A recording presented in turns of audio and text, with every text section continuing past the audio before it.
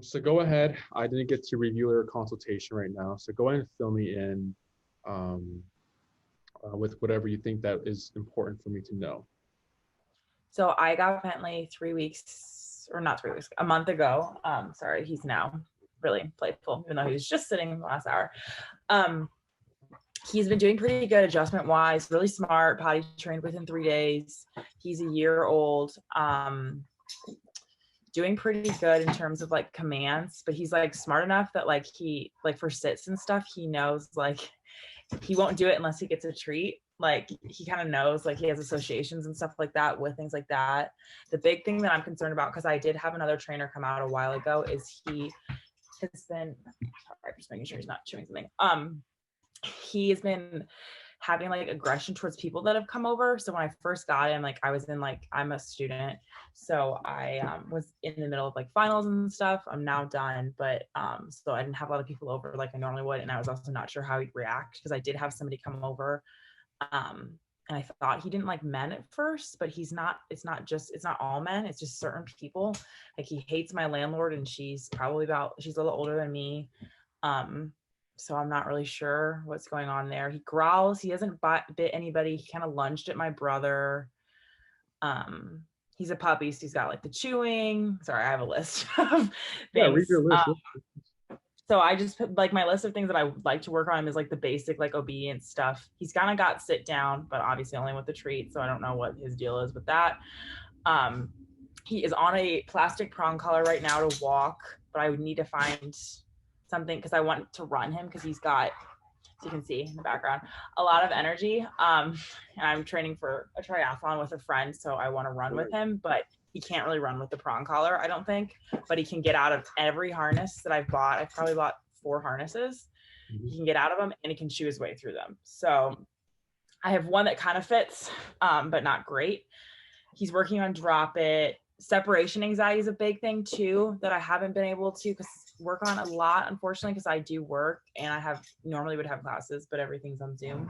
I'm a nanny, so I usually leave like 4 hours. I swear he was like, great. I'm sorry if you can hear him.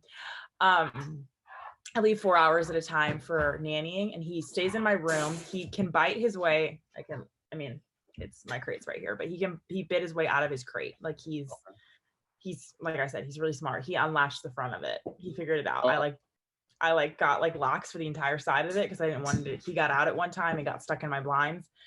Came home from that. Yeah. So he's a jumper. He jumps on furniture, which is concerning.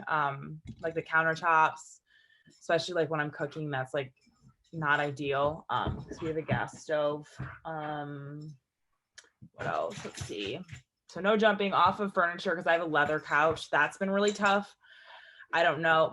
So I had one trainer that came out and she said that he shouldn't be on the furniture at all. She thinks that he's getting like defensive of the furniture and like, okay. So what happened was everything was great. But the last training session we had, he like got up, which is where he's right now. He got up on my bed because we were looking at the window because I have deep windowsills, and he jumps out the window, like not out the window, but like on the windowsill while I'm gone, and he barks out the window.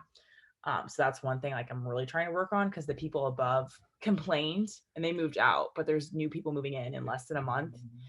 And if he has a barking issue, technically dogs are not allowed in this unit. But I got like permission from the landlord to get one. Mm-hmm. But if there's like a barking issue, I don't know what she's going to do, because the people that are moving in, unfortunately, are her close friends. So that doesn't go in our favor, because I think technically we can get evicted. He's technically an emotional support animal, but I don't know like how much the law covers that. So barking is a big thing. He's also adjusting because like I said, I've only had him for a month. But the window thing freaks me out because like if for whatever reason I keep my window open, I don't usually because he's here, but so he's in this room by himself when I'm gone. And he hasn't done any destruction except for like one ottoman he like bit, but other than that, he's like been pretty chill. So it's usually when I'm here that he has the chewing things. But overall, he's a really good dog. I'm just a little bit worried because the trainer kind of acted really weird about the aggression thing. And I know you guys specialize in that. I think it's just a fear thing. He's very fearful. Like I did some research, like in terms of like where aggression stems from. It seems like no, you're not going to chew that. No. Oh, that's your toy. I'm sorry. You can chew that. it seems like he's nervous because he does this little wrinkle thing with his forehead when he's like unsure of something. And it's a lot of times with people. So I think having people come over has helped him a little bit. No, we are not going in the trash. No, I'm talking. You need to do something else. Okay. So that makes me worried because he has kind of got close to my brother's face. He didn't bite him, but like I was nervous. My brother was not nervous, but I was a little bit nervous just because obviously my brother would be really bad. But that was also the first week that I had gotten him. I took him home to St. Louis where I'm from. And so that could have been maybe that, but he also randomly will growl. When people come in, he'll growl, but then like at random points, he'll just growl for no reason. And he jumps on me a lot when I come home and scratches me. Like he doesn't mean to, but he gets excited. So that would be great to work on because I have like cuts all over me. But yeah, so that's, I guess, a basis of Bentley. Sorry, that was a lot, but No, yes, it's all good. And you said he's a year old, and you got him when again? I got him a month ago. No, Bentley. So he's only lived with you for a month. No. Yes, he's only lived with me for a month. So he's, I think, like coming up on a month, like a couple days ago. So like an actual just a month. No, buddy. You might have to go sit with Megan. Oh my God. He wants something under my bed, apparently. There's nothing under there. But yeah, so he's been with me for a month. Okay, so go ahead and go in more in depth with like what the trainer was saying with he was kind of being territorial on the furniture. Like what happened with that? She just was afraid, I guess, that like if people, so like with me, he's usually okay. No, we're not gonna bite that. Usually okay. But if for whatever reason, like somebody was here and they was sitting on a couch, like she was afraid that if they were at eye level, that's when he'd get more defensive and then he could kind of like get in their face. So I don't know. I was gonna buy a couch. No. Sorry, he's chewing this stupid ottoman again. You might have to go sit with Megan if you can't calm yourself down. Megan's my roommate. Mm-hmm.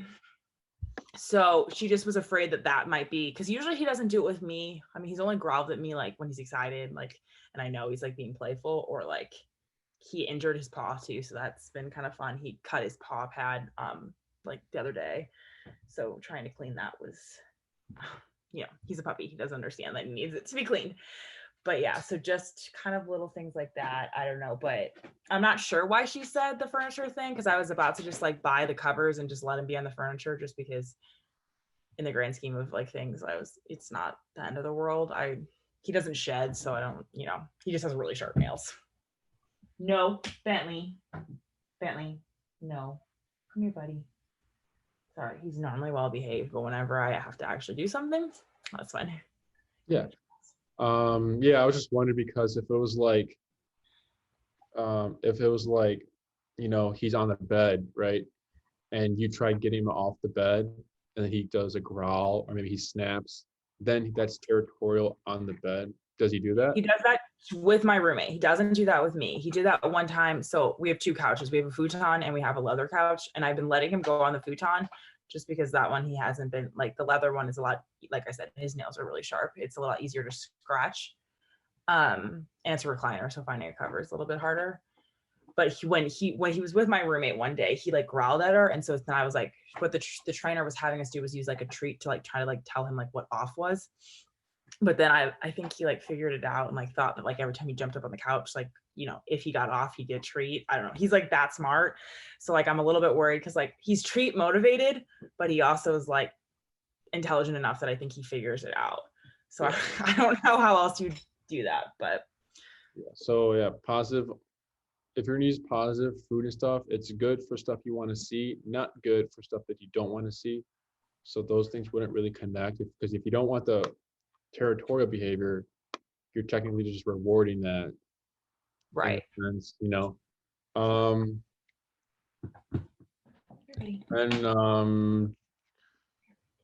with the guests coming in, you said he's never bit anyone before? Never bit anyone. So when I first took him home, when he was the closest he's ever got was with my brother, probably. And I went home to St. Louis and I was in the shower and my brother was sitting watched because he wasn't potty trained at the time. So I didn't want to put him in his crate because he hates his crate. I don't know if he's has like bad associations with it or whatever, but he got to the point where he was drooling in it. And so I was like, okay, like we're gonna have to try something else because he was like really struggling with it. He started to do better, but not really. So he was with my brother and my mom, and they were just sitting watching him while I like showered for the evening. And he like was scared, I think, because he like didn't know like where it was. And he like kind of lunged up at my brother. I don't know if he showed teeth because obviously I was in the shower, but like I could hear him and I was like a little bit worried, but my brother didn't freak out. My mom was a little bit nervous. So like Will's also just very like even keel. So I don't know.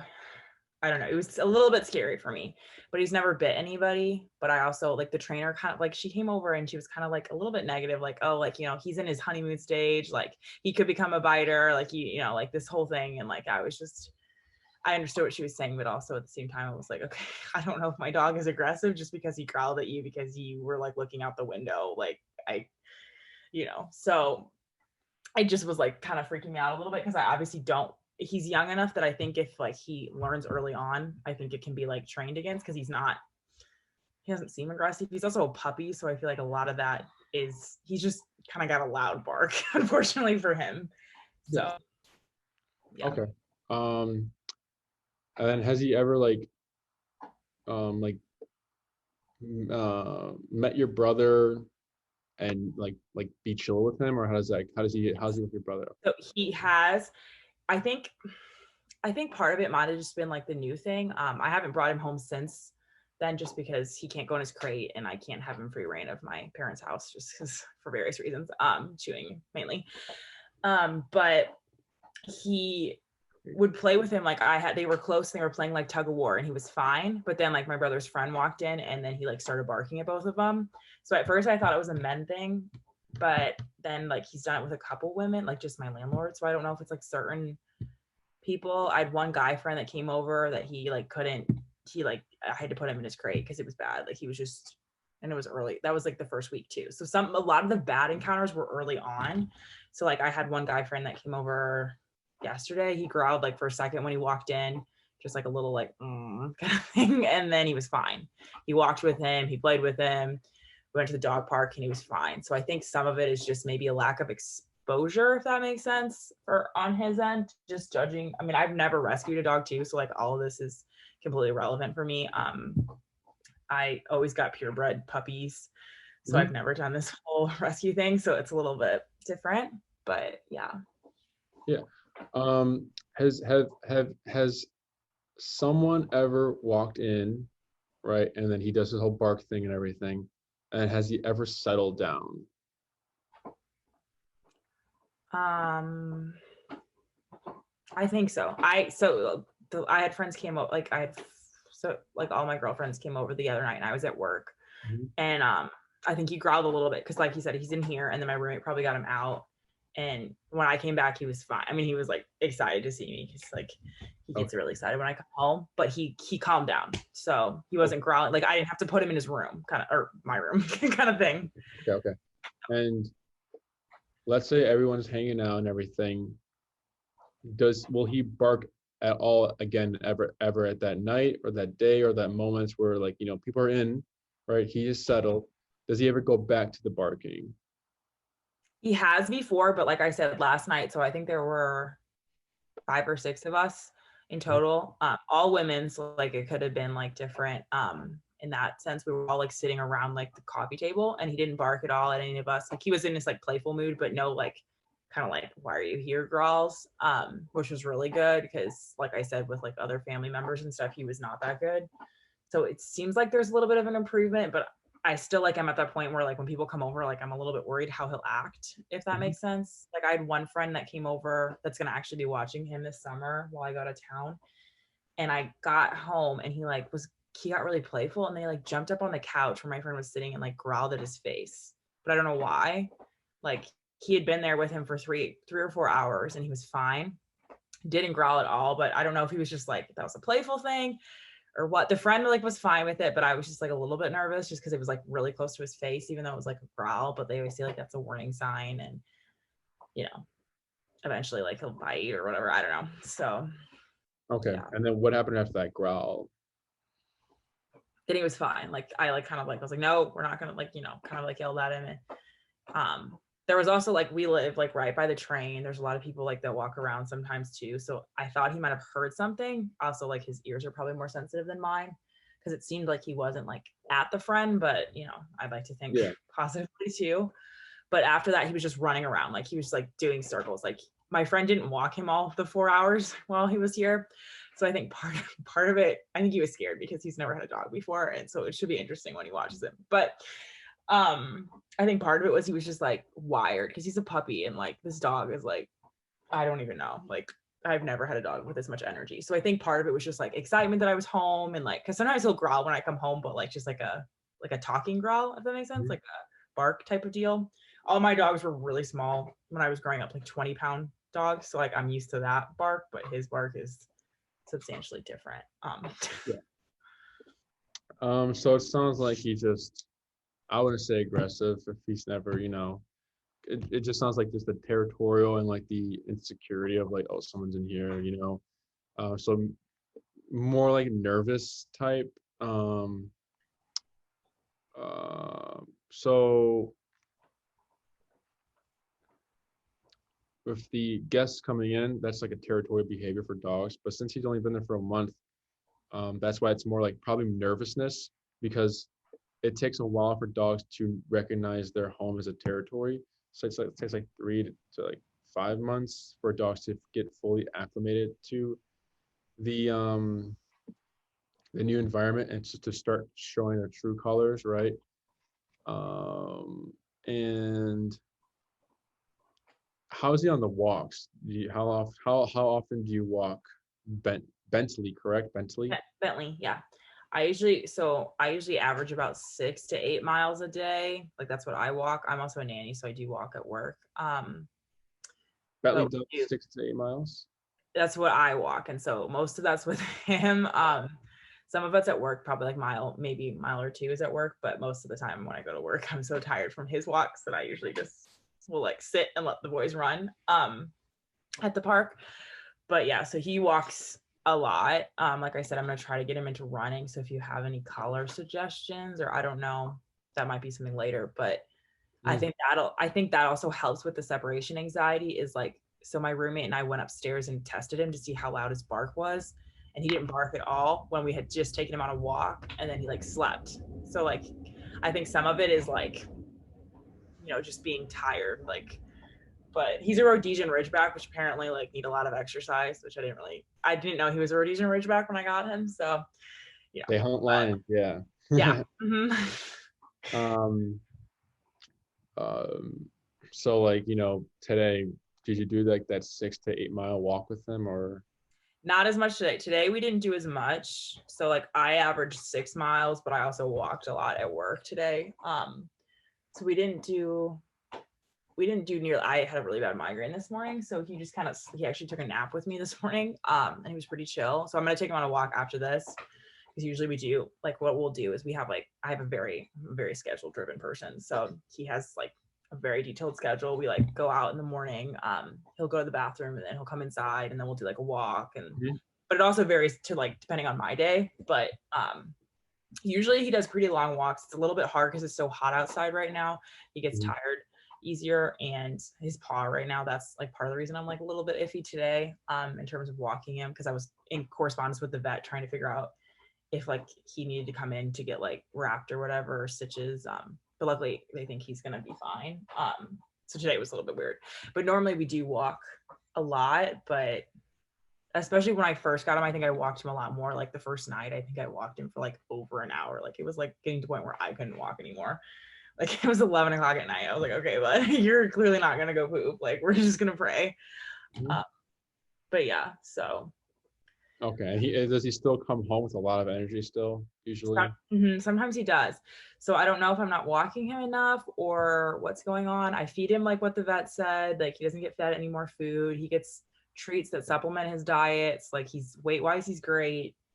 Um, Yeah, you're walking him a lot. That's crazy. 6 to 8 yeah. miles. So So it sounds like overstimulation. I'm assuming these walks, it's is he pretty much kind of like, smelling on the ground, walking all over? Like, how's he in the walks? Walks, he's gotten a lot better. Before he gets nervous. He's like great with other dogs, but he kind of gets scared. So he'll stop and like look at even like small dogs. It's kind of sad. He'll like stop and like look at them and won't like walk by them. So he's gotten better because the prong collar he like is a little bit more attentive to. The other collar and the harnesses, it was like a nightmare. We'd be like stopping at every dog or person or anything. But he's doing better. He does like to smell things a lot, and I think he's also just getting used to the city because he was from the South. So Chicago was just like this big thing for him. But he does a lot better than he used to. He's much more like driven. Like he knows like when we go outside, like it's either to go for a walk or he's like gonna go like pee or poop. Like he's gotten that down, which is good. But yeah, so he sometimes will want to play with dogs on the walks. I don't know if that's common for I guess for puppies. Like one time he like got out of my hand because he was like running down the street. He's escaped the fence. We have a yard. Like I said, he's a really smart dog, very good escape artist. But yeah, on the walk, he does kind of a little bit of a zigzag thing. So I'm still trying to work on that. I don't know if you're supposed to have them walk on like one side. I prefer him on on my right side, just so that like when other dogs come, because there's one dog on our street that like charges at him kind of. But so he's doing a lot better, but definitely still room for improvement. I had one trainer that came over, my very first trainer. She like got treats and she's like, let's lure him. And I was like, this is how, and yeah, I was not thrilled. I was like, okay, I'm all about being positive, but he wouldn't walk unless he got a treat. And I was like, you know how long it took us to get like down the block? Like it was bad. It was really bad. And then she emailed me. She's like, you want to do another session? I was like, no. Oh. I was like, my dog is like, that's a problem. That's way too many treats for him to eat. But yeah. It can sometimes get ridiculous with the positive only and everything like that with some dogs. So overstimulated. Okay, so anything else you should know about Bentley? Trying to think. Yeah, I don't know. There are some days that we probably don't walk as much.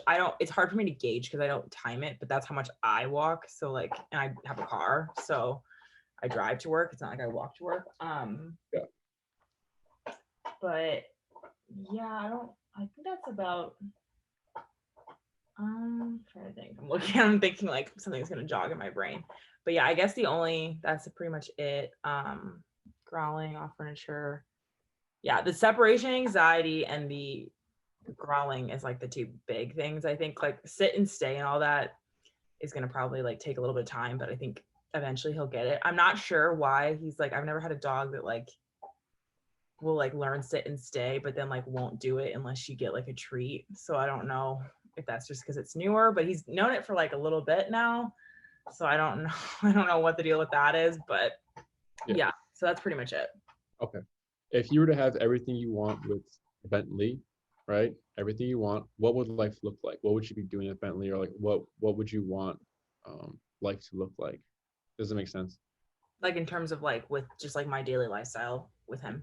So I like to entertain. So obviously I'd like him to get comfortable with people coming in and out of the apartment. Like that's a big thing for me because pre-Bentley, I used to have a lot of people like, and pre-COVID, obviously, used to have a lot more people over at my apartment. I have a big circle of friends. So like that's kind of a problem, guys and girls like that. I can't have him like have problems with and family. That's a big thing too. Yeah.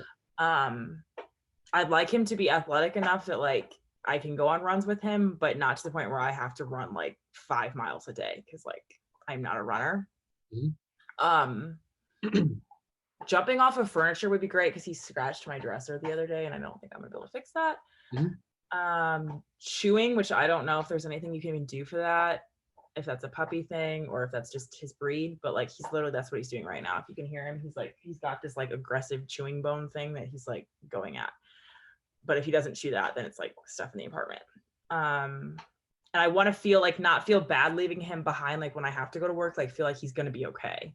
Cause sometimes I worry like, oh my gosh, is he going to like, get out of the bedroom? Like, is he going to like be like, free reining it and like, you know, jump out the window. Like I'm also a worrier, so that's like just, you know, by nature. But and I want him to follow commands really well too, like sit and stay, especially like because we have a tie out for him in the yard since he can get out.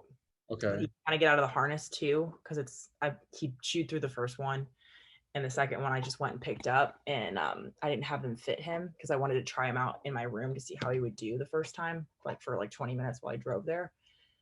But it'd be great if he could like play out in the yard, and like if he like got too close to the fence, like he could stop, and instead of having this stupid tie out where he's like pulling my chair around and everything. But obviously like because he's gotten out twice. Like we live like at the intersection of like Addison and Wilton's, like if you know like Addison Red Line right by the Cubs stadium, like it's super trafficy. Like he could get hit by a car. I mean, I could get hit by a car if I walk across the street.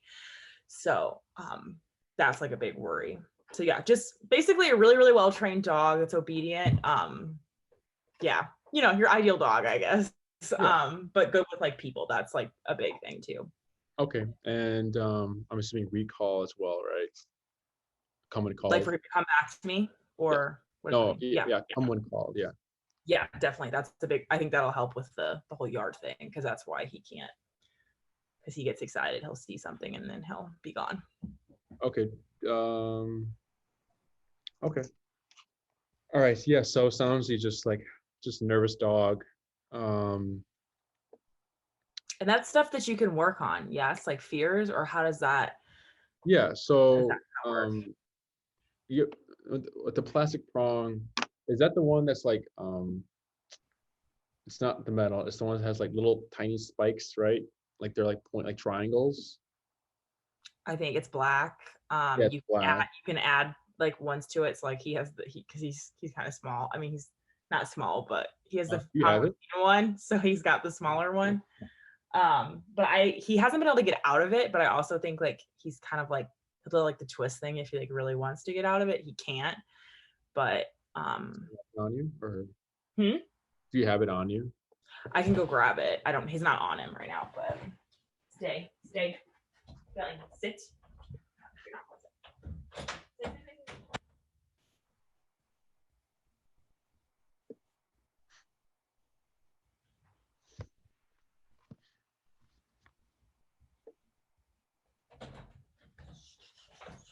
You're good. See, no barking. That was very good.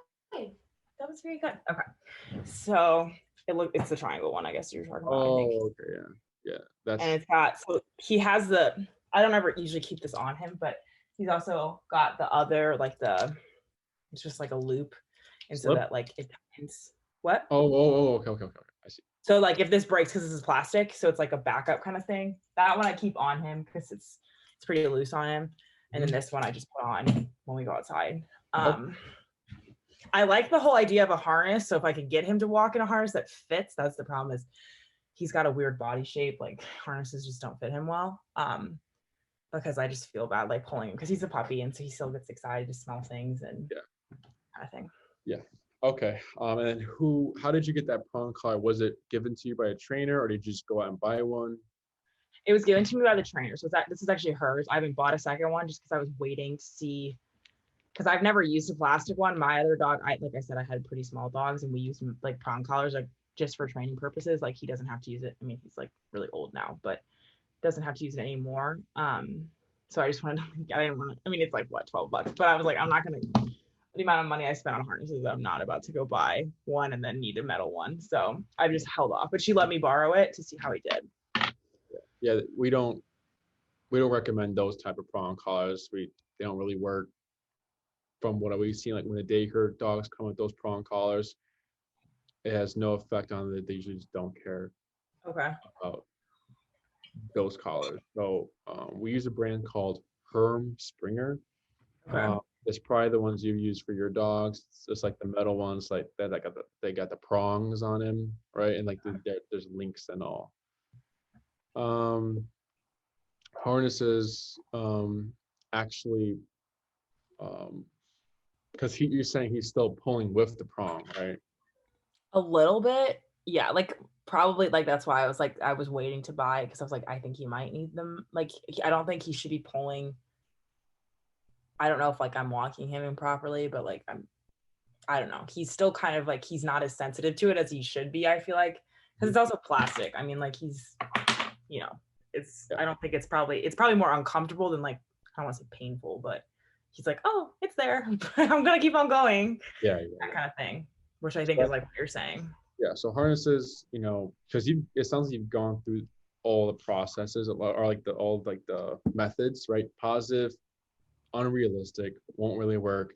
Harnesses dogs can get out of, but he'll still pull you, right?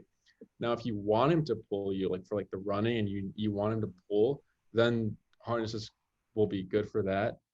But if you're trying to have him walk next to you, loose leash, no tension, and just match your pace, harnesses will not get you to that um, level of focus or obedience. And do you think eventually he could do that, or is it something? Oh yeah, yeah. Okay, it's just not. Get him to that. Not right now. I'll get to it. Yeah, I'll get to it. We can get him to that level, right? But the harness is the wrong tool for that, right? Because harnesses are they promote pulling, right? So dogs have opposition reflex. If you pull back, they pull forward. If you pull left, they pull right. If you pull right, they pull left. Harnesses are used for huskies. They're used for like horses. They're used for protection training. So for protection training, handler has dog on harness. Aggressor is across from them. Handler pulls dog and then releases, pulls and releases, and pulls and releases, because it's negative pressure here, right? So when they want to go and you pull them back, it makes them want to go more. And then when you release, they get what they want. And you're repeating that, and they get frustrated. So then they become aggressive towards the person, whoever they're looking at, right? And then after a while of frustration and barking, release, and then they go, right? So that's what harness have been doing for us. And like, it just like, we had a dog here who's on a harness, and as soon as you put it on, bam, he's pulling right away. He switched to like a flat collar or like a slip leash or even a flat collar. He doesn't pull, right? So when he wears that harness, he's like, oh, this is telling me to pull, I'm going to pull. That's what happens, right?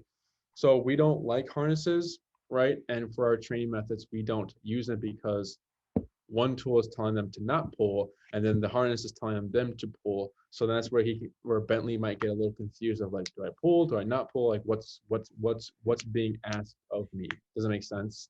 Right, that makes sense. And prong collar is the next step forward, because it allows you to correct your dog now, right? Dogs are physical animals. They deal with things through like mouth and consequence. So if Bentley was mounting another dog, this dog would most likely just snap and just say, basically telling him, don't do that, right? Dogs don't give each other treats. They don't say, hey, if you don't jump on me today, I'll give you a treat. And he's like, okay, right? It's just, you're going to do this. You get this consequence, right? There's no talking or anything like that.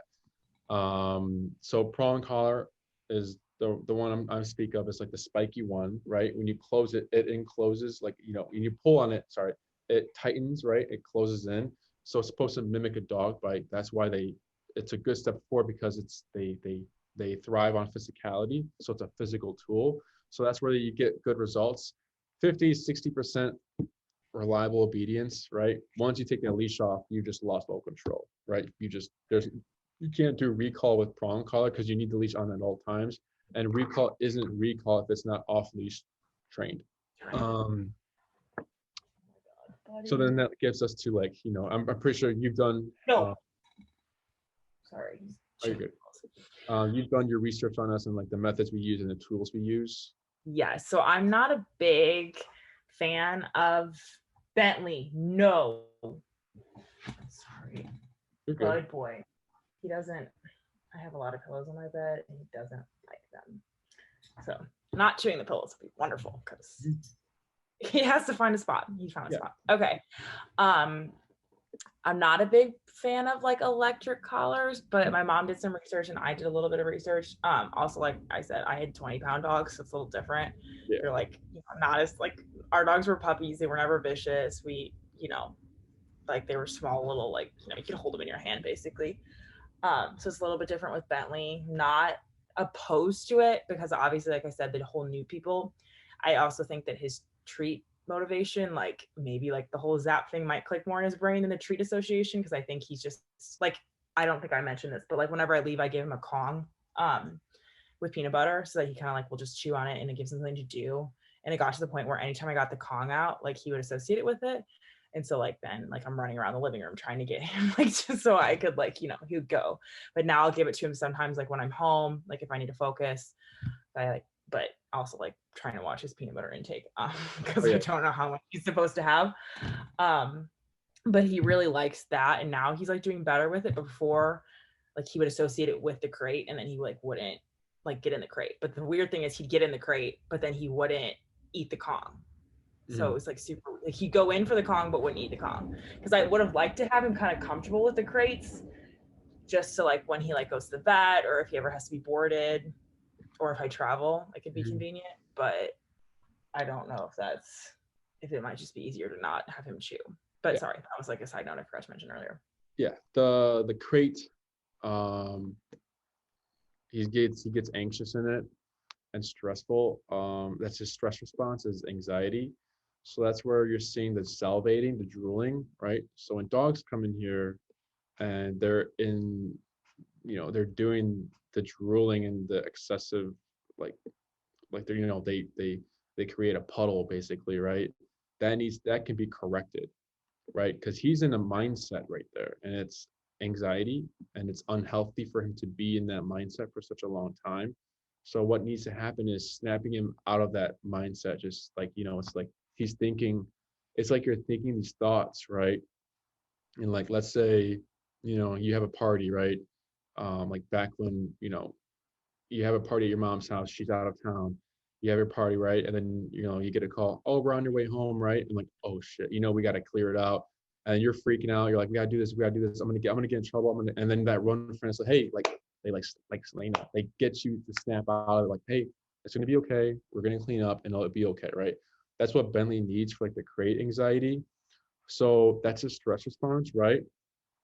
So the crate doesn't make him anxious or didn't create anxiety, right?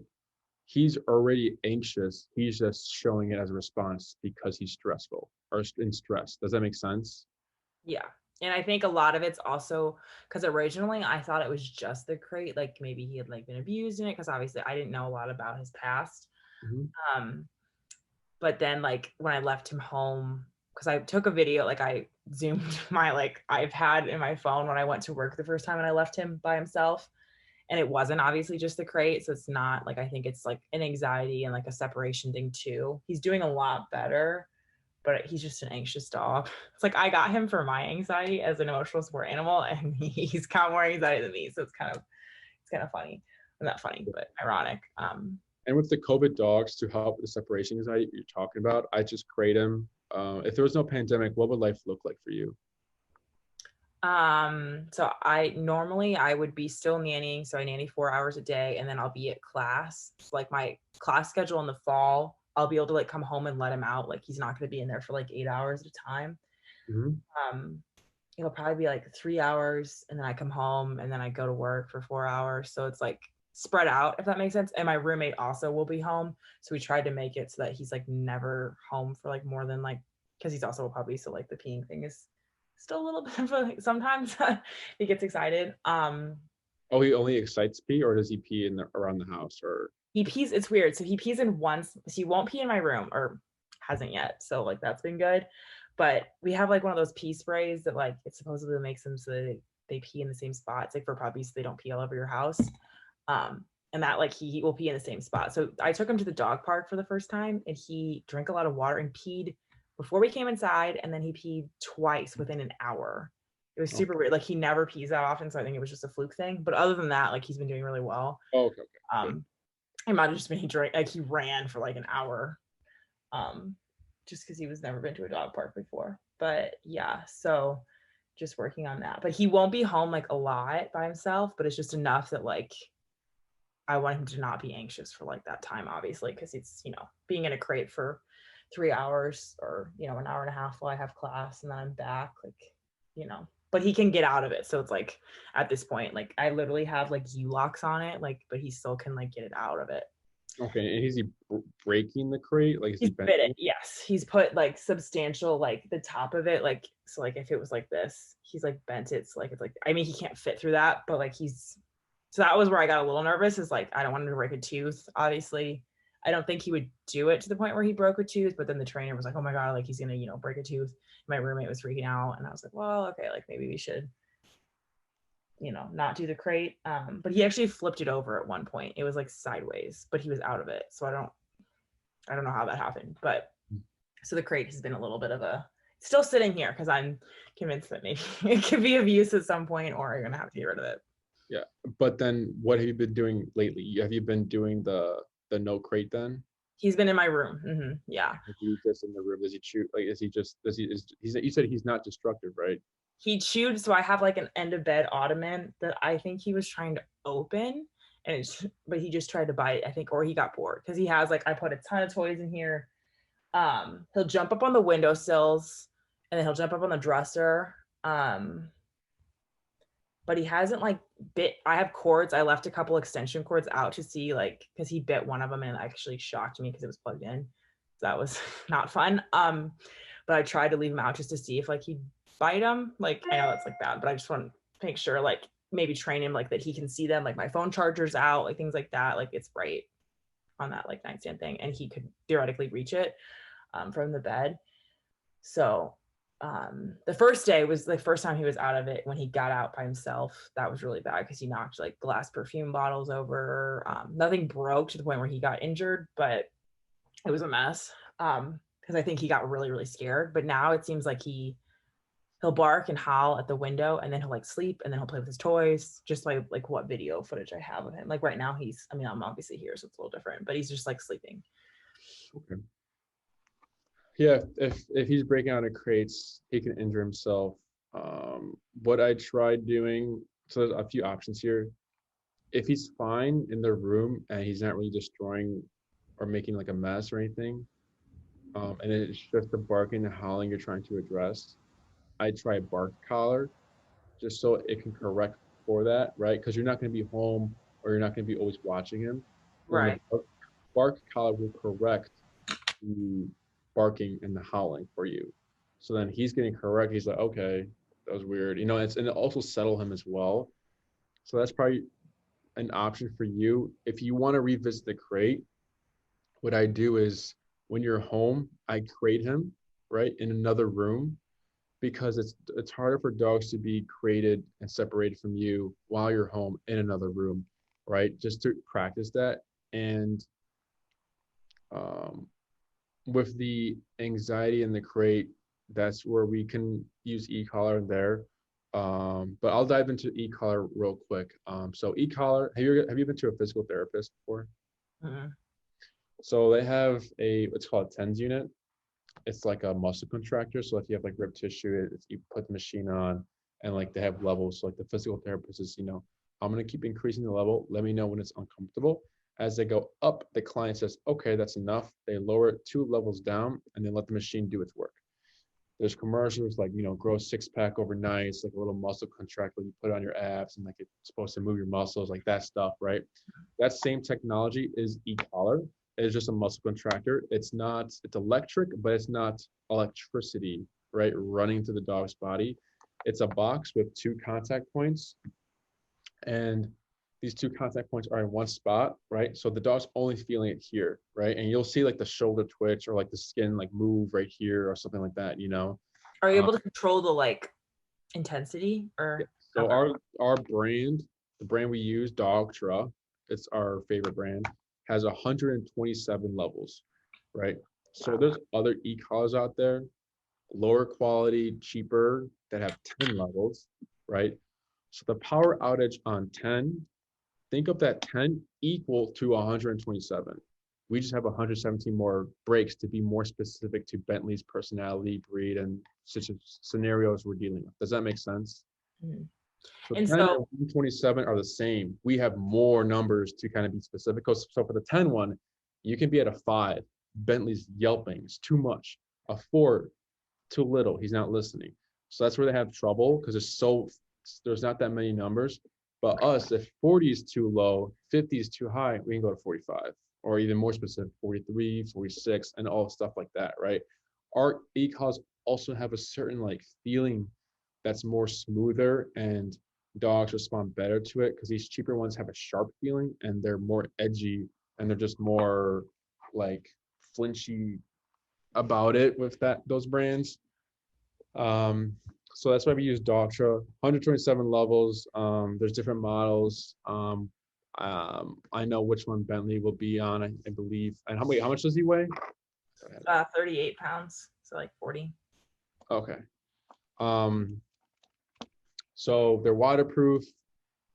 They're used for hunting dogs. A lot of hunters use them. So it's has that mile range so that, you know, if they need a retrieve or anything like that, or if the dog is distracted, they can correct or address or issue a command with the e-collar. It gives you off-leash control, right? Remember when I said prong, the con is that when you take the leash off, you have lost control. E-collar, when that happens, you still have control through the remote and to the collar, right? So is this a long, so like the, sorry to interrupt, but is this like the prong collar, it's a training thing, or is this something that like he'd be on for a long time, or is it just dependent on the dog? The prong collar is just if you walk the dog, or like, you know, it's whenever you want to use a prong collar, really.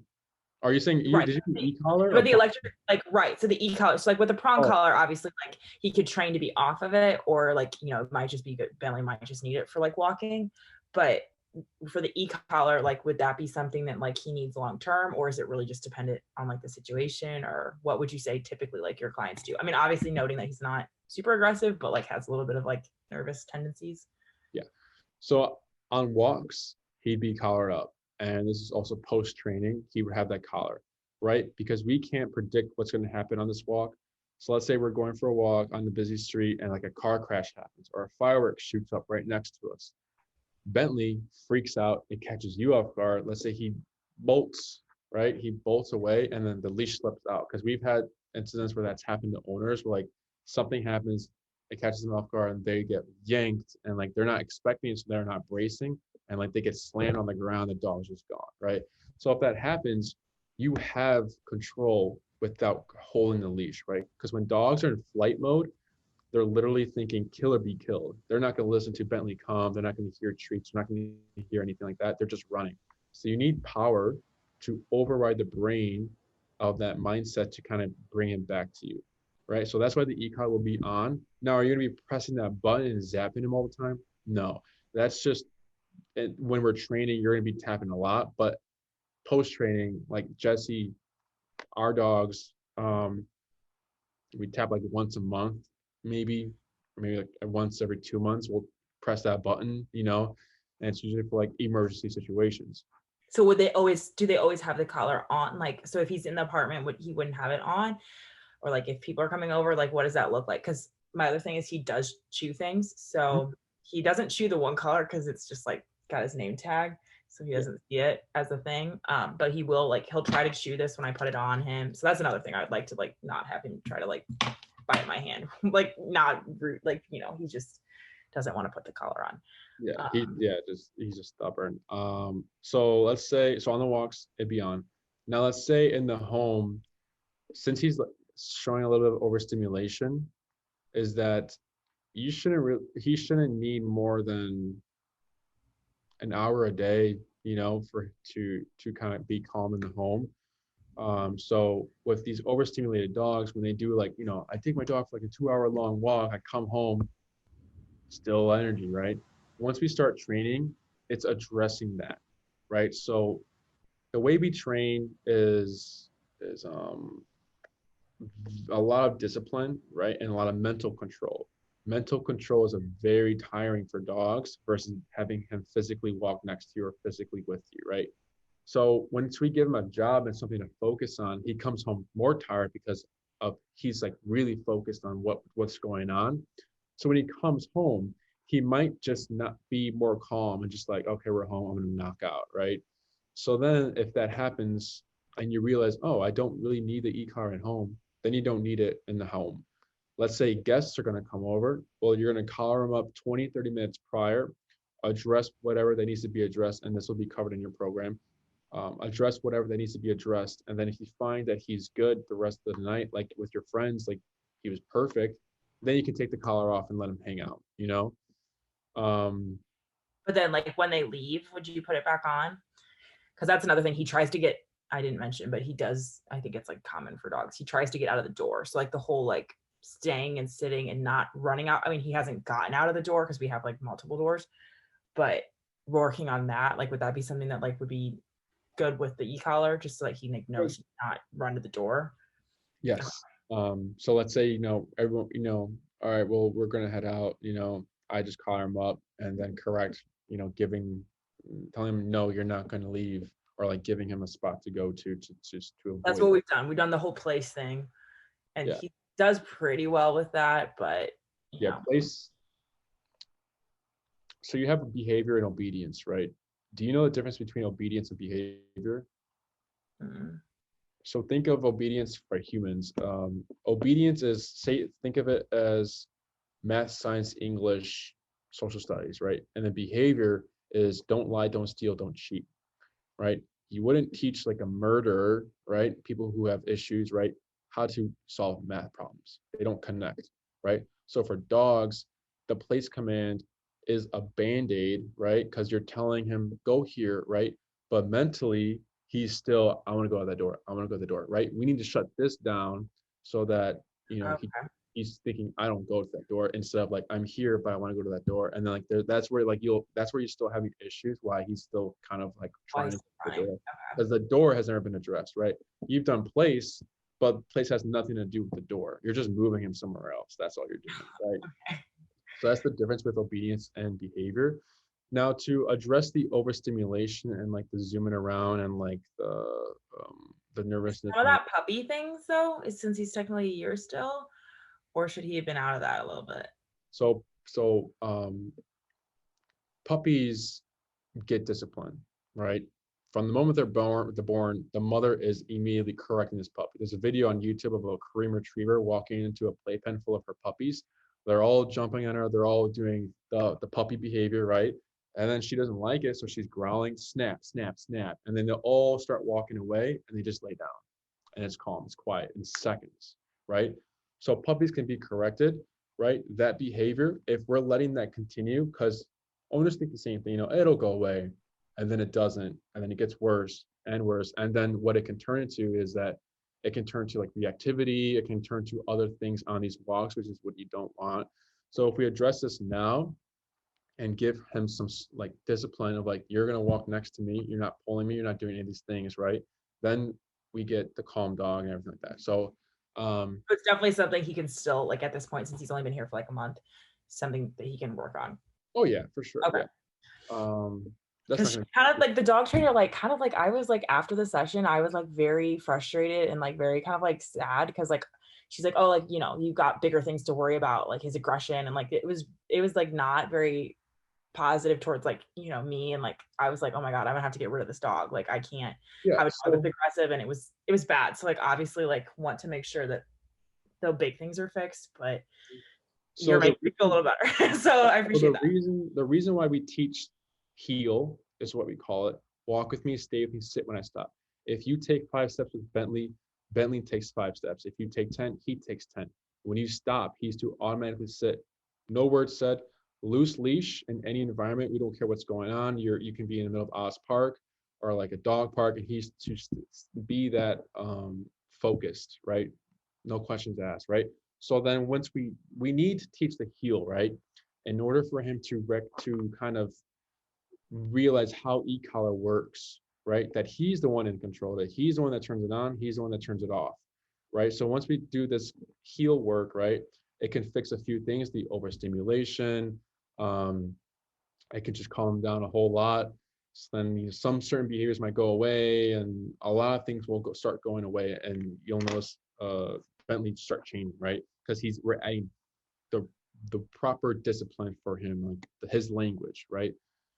So, like I said before, although obedience and behavior don't connect, it's the way we teach heal that can address certain behaviors, because he's not going to be worried about anything else except that his right shoulder, or since you walk him on the left side, his left shoulder is glued to your right leg. If that leaves, there's going to be consequence. So he's never going to want to focus on anything else, just making sure that he's aligned with you, right? And then when you're doing your joggings and your runs, he is to be right here still, right? He's not to be up ahead or anything like that, because then you can trip over him, He's pulling you, it could be uncomfortable, or like if he's running, right, he's not in any command, he sees something, boom, he's just going to run that way. Versus having him in the heel command, when you're running, he's by your side, and then we can still, like, it still transfers for jogging. There's no issue with that. That's really easy to do. Separation anxiety is very hard to fix, but if you say that he's starting to kind of get better at it, I'd say keep practicing what you're doing to address the barking and everything. We can see what our program will be kind of doing for Bentley, and if he's still having issues in the home, then we can do like the bark collar, and then bark collar is the same thing as e-collar, the one we use. It's just when he barks, it sends stimulation for that sound. Does that make sense? Does it like consents his bark and it like does it on its own? It like we have a the e-collar technologies that has like a screen, and it counts the barks for you. So when you come home, you can see how many barks did he do today, and Oh, just that's cool. yeah, it's really cool. We use it here, so like dogs who are like, when was it? There was a holiday recently. Um, we had a holiday, and we had a lot of dogs, and we can't have dogs barking throughout the night. So then we put bark collars on the dogs that owners gave us permission, because we don't just throw an e-collar on a dog that the owner doesn't know we're doing that, right? That's not right. So this one dog, he was howling, put the bark collar on. He just stopped, because he was just like, okay, I just don't do that. And then like we see the numbers start declining. So that's really good to see. So it's good because it's marking, it's you're seeing progress in that way. And it's also doing the corrections for you when you're not home. So the separation anxiety, I guess, I don't know how well he's doing because I'm not home, but it seems like the windowsill thing. So training him to not jump on the windowsill, I think that I don't know how you can do that because I'm obviously not here. Yeah, but that's why it's going to be hard to do certain behaviors, because for certain things you're not going to be home for. So I don't know. That's why I was like, maybe the crate would be better. But I think now that he knows in his head that he's gotten out of it, he will still like figure out that he can get it out. I mean, like that's what, if I was in a crate, I would be like, okay, well, I got out once, I can get out again. Yeah. But so I don't know. But I think he seems, I think part of it is just the transition period too, is him. I don't think he's ever been in a home before. So like getting, like knowing that I'm like still going to come back, that kind of thing. Yeah. I don't know. I'm not sure. So any tips you have for separation anxiety would be much appreciated as well. I don't know. And little things I can work on with him while I'm here or whatever. Yeah, I'd say doing the crate in a separate room while you're home. So once you get your e-collar, you're able to correct because you're home.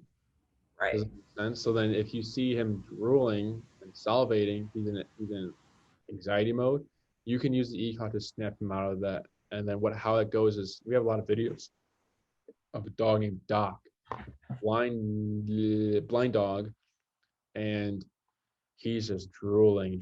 We use a prong collar to correct him. And it's pretty harsh because we need to override the brain. A little tug won't override that brain because he's anxiety, right? So we give him a leash pop and we put him back in the kennel, and then he just goes to sleep. Like he just stops, right? He's had issues in past daycares where like the owner will pick him up and like his whole stomach is just soaked of drool, right? His first few days here, he was just dry. He doesn't really come back that often, but he started e-collar training as well, and he's really good with it. I want him to be able to be here. I'm a college student, so I can't really afford to have him go to a daycare every single day when I work, because that's basically like, what I make. Like it's not worth it at that point to be even working. So that's like where we're at in terms of like daycare. I mean, occasionally my one friend teaches dogs to swim, and it's like I might take him there to tire him out, but yeah, not every day. Okay. Yeah, that's not part of the training. That's just up to you. For chewing, that can be addressed with e-collar. And then the door exercise can be addressed through your program. Were you thinking about in-person? I'm sorry, we're running out of time, but in-person, board and train, daycare and train, what were you thinking? In-person? I was wondering what you were suggesting. I was nervous and thought he might have to do board and train, but like in person might be good just so he's like used to the house. I don't know. What would you suggest? Probably in person. Yeah. we have 6 week, 9 week, 10, 12 week. 6 week is I walk my dog around the block and I go to the dog park and I need recall. 9 week is I do all those things and I go to outdoor restaurants and patios. I need him to lay down and not move for when I'm done eating. 12 week is you do all those things and you go off leash hiking, right? So I think you're more in like the 9 week area, just kind of because since you're probably like the 9 week program for you, just so we have more wiggle room with his anxiety and seeing how he is in the home and all these other things. Because if we do the 6 week, 2 classes on heel, 2 classes on recall, and you have 2 classes here for wiggle room. So we can do the 6 week, because you have 2 here, right? So we can do like a in-home, right? See how he's doing. And then this one could be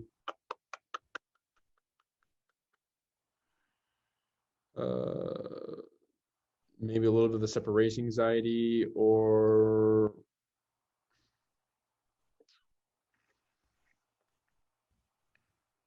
maybe the counter surfing as well, depending on how everything goes. Because once we start teaching the e-collar, you're going to know what you can correct for in the home. And then if you start doing that and you're like, oh yeah, he stopped the counter surfing, he stopped all these things because I just corrected him for it, he just stopped doing it, then we can teach you more commands.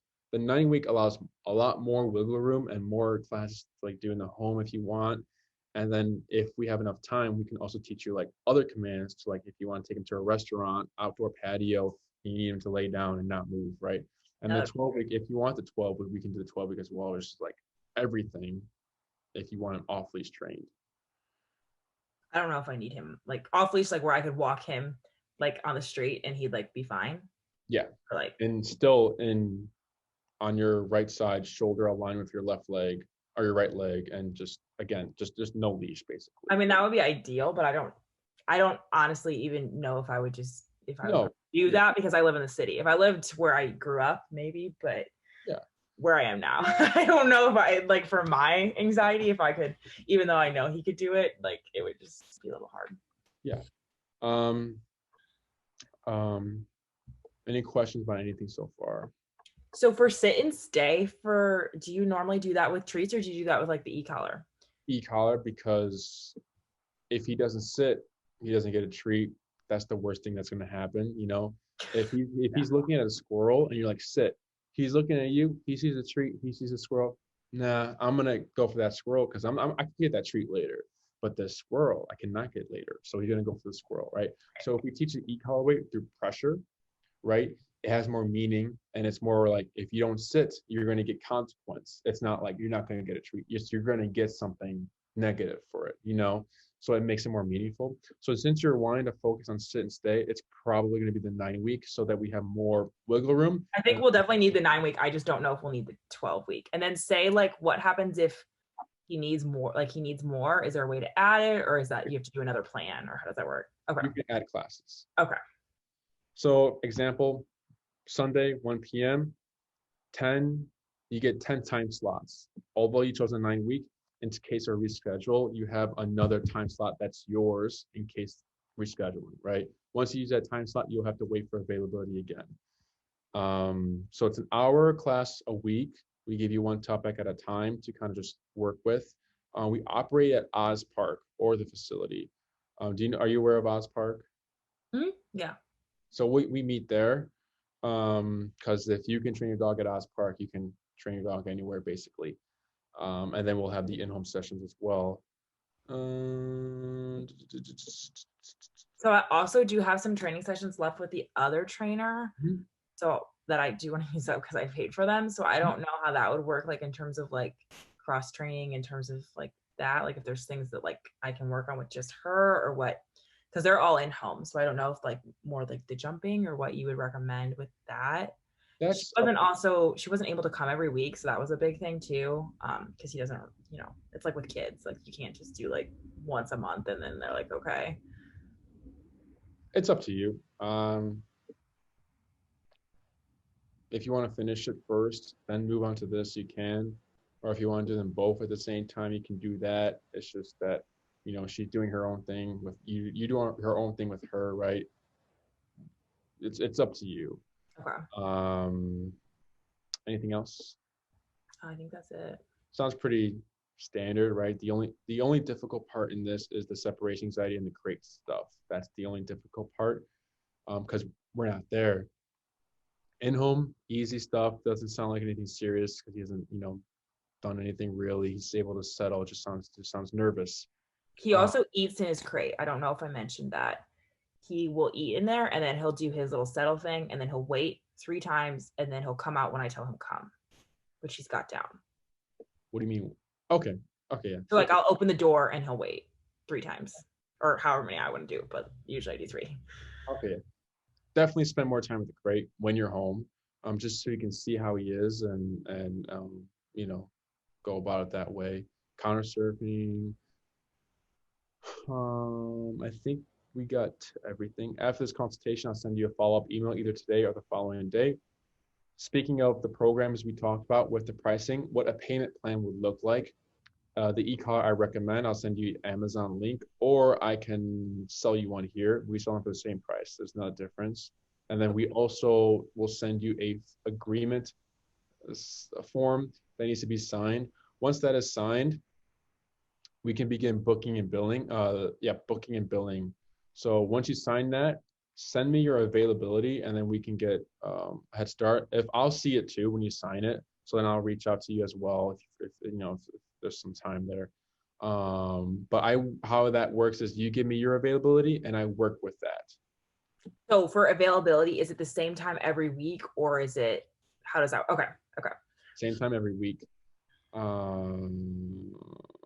And then pricing wise, just so I kind of have an idea. I mean, I don't know if that's like going to be in the email, but just for my what are we looking at for 9 weeks? It'll be in the email, but I think I can pull up. Let's see. Hello, can you hear me? Oh, yeah, I can hear. Oh.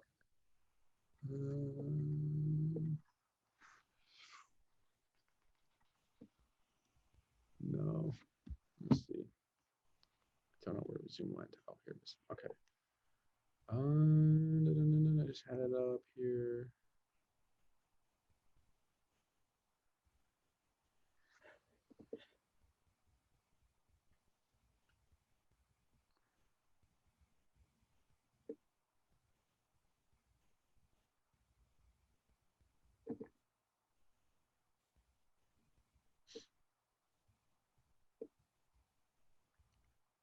Nine-week is $1,350. Okay. 6-week is just 1,000, and this consultation is going towards your program, so it's minus 135. Okay. 12-week is 1,725. Just to give you, But I'll send you the information for the 9-week. If any questions arise, feel free to email me and I'll answer those questions. But anything else? So, sorry, last question, I promise. Walking wise, so you said an hour. So it's like to walk him like only an hour because otherwise I'm overstimulating him. No, he's already overstimulated. You're walking him a lot, but that's just how life is going to look. So he'll adapt to it, right? You're just going to increase his stamina, but at least he'll be mentally focused and more tired when he gets home. So we'll see how we'll see how it's, a lot of it's going to be playing by ear, right? We'll see what the heel does, right? What it fixes. And if there's still some issues, then we can address them in these other classes. Does that make sense? Mm-hmm. Okay. Like I said, usually a lot of these things just go away on its own. We never really have to address certain things like picking up sticks. Like the owners will say, "Hey, my dog picks up everything," but like it's never been talked about in the program because it just went away. Like stuff right. like. Okay. Cars, he's also a little bit wary of getting in cars because he gets car sick. Okay, that could be a class as well. Yeah. Yeah, which I'll be driving him to Oz Park because I'm not walkable, but or at least before the class he'll be dead by the time he gets there. Not dead, but like he'll be really tired. So like we'll see how he does. But yeah, okay. I'm a talker. I'm sorry, a lot of questions, but I really appreciate this. Sorry, I'm looking at me. And will it be you and me, or will it be your roommate as well, or just? It's just gonna be me. Okay. I think he'll do it if once he, I don't know, that's why I think it's probably better the in person, just because he like is really attached. But I think hopefully once he does it with me, he'll eventually do it with her, but it'll just be like the two of us. Okay, because if you want her to be on the same page, I recommend her coming at least the first class. That's all. Okay, because I do want her to know, because sometimes she'll watch him like if I'm out of town, like know how to use the collar and things like that. Everything will be recorded as well. So, you know, if she's like, you know, hey, we have our sessions uploaded on YouTube. If you want to catch up on what we've been doing, you can do that as well. Okay, that might be good because our schedules don't really align. So that might be ideal. All right. Emily, correct? Emma. Emma. Okay. I just saw EM. I was like, Emily or Emma? I don't know. All right, Emma. It was nice speaking with you. Nice meeting Bentley. Keep an eye out for that follow-up email. And if any questions come up again, just send me an email. I'll answer them. Okay, awesome. Thank you so much. Of course. Have a great night. Thanks, you too. Bye.